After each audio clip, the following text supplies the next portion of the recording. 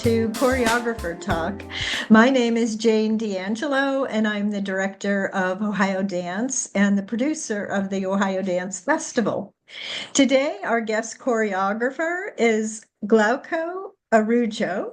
His piece will be performed by the Dancing Wheels Company, and he is a Brazilian-born professional dancer, choreographer, film and stage actor, and host based in New York City. Having trained in acting for film at the City College of New York, as well as at Stony Brook School and the Meisner Technique at William Esper Studio. Glauco's choreography, Poe, and I'm not sure I'm pronouncing that right, but he will correct me later, will be performed at the Ohio Dance Festival Saturday, April 26, 2025 at 7:30 p.m. The concert's held at the Ohio State University Department of Dance, Sullivant Hall. And in the chat, I will put the location as well as how to purchase tickets. Glauco, thank you so much for joining us today. Thank you. Thanks for having me. Absolutely. We would love you to talk about your piece and whatever else you would like to share with us. Yeah, let's start with the meaning of what the koe is. Koe is hello, hi. Is I think it's I don't know if pronounce correctly. Is a slang, in Rio, specific in Rio de Janeiro. Um, so it's just a form, to say hi, hello to each other, especially if you're on the beach or you're having a good time, especially around Carnival vibe. So people usually say "Koya, Koya." So it's a very popular, and I grow up saying and hearing that all the time.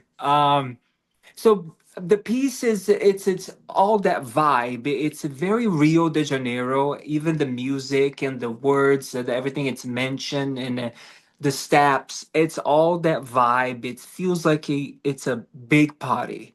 There's not anything difficult. It's just a celebration of life, and but it's based on Brazilian culture. It's all that Rio de Janeiro, basically. That's where I'm from. So, and it feels special. It's beyond special to me because um, there's a little backstory. When I was 13, 14 years old, I started dance professionally. But my story, they say back in the day, is like an unusual story, which I don't think is unusual, but usually people go to ballet classes or modern dance or jazz. I actually started with the physical integrated dance. That was my first uh, approach to dance professionally. So, and after that, then I started doing ballet, modern dance, and so it was a very different view what the world of dance looked like, and so it gives me a different background. Because before that, previous, I had only like theater and folk dance from Brazil and samba, but very early on, it was basically in school. Um, yeah, so there was, uh, so yeah, so the piece, otherwise, going to be mixing things and then I will forget. So it's special because it was all the piece. It's all basically in that period when I started dancing, like oh my 14, 15 years old, learning about adult life and becoming an adult, like what life means to me, what I want to do, and but at the same time you have this feeling in this environment that's festive, that's very positive. So I don't want to, when Mary asking me to build a piece, she asking, I want something, fast. And then, with people wanting to get up and dance, I say, oh, I think I have something for you. So it's a very in that particular moment in my life. So it was a nice therapy actually, building the piece. I got a Yeah, therapy from yeah, that. great. And so you started in physical integrated dance Yeah, in yeah. Brazil? In Brazil, yeah. So it was a company where people with wheelchairs People and with the yeah.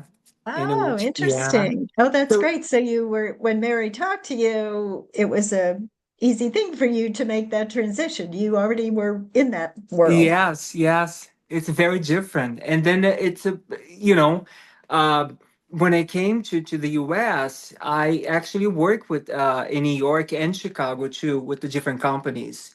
So it was a very different because it's a different language, it's the style and then the way that the language, the chair, the way they move. So especially I was so young. So Yeah, yeah. It's interesting. it's And yeah, it's so different and it's to be quite able to special. include to be that inclusive Uh-huh. and to showcase the wheelchair dancer as well as the stand-up Right. dancer is so Yeah. important. Yeah, yeah. Very cool. And it is a very fast-paced piece with the music and the movement, so it's definitely going to get people going. Yeah, yeah, For yeah. sure, for sure. It'll be hard for them to be sitting in their seats. Uh-huh. Oh, good. So I have a question for you. Do you think social media has influenced choreography and dance culture? For sure. For sure.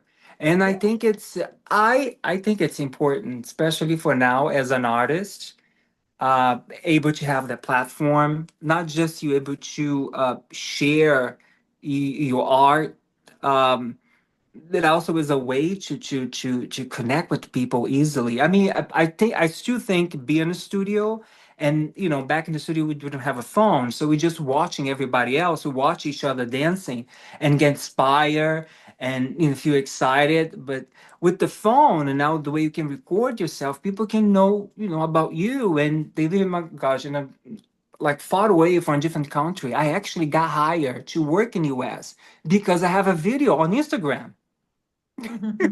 That's great. That's great. So as a way to actually to get work, and then Yeah. um, I just hope it to not be limited to the phone.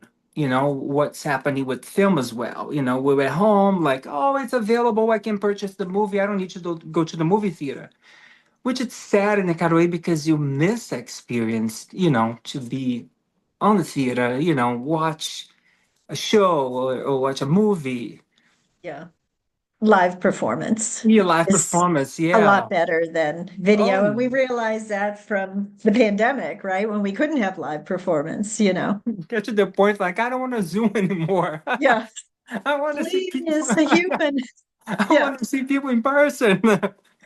Yeah, I it's know we very filmed helpful people though. during the pandemic, which I'm sure you did too. And it was Yeah, great because we got to be there filming them, and right, that was very exciting, but not right. everybody had that opportunity. But yeah, Yeah, it's very helpful, and it's a convenient, but it's limited because that connection, be in Mhm. person, and I think it's important, especially right now because everything it's on the phone.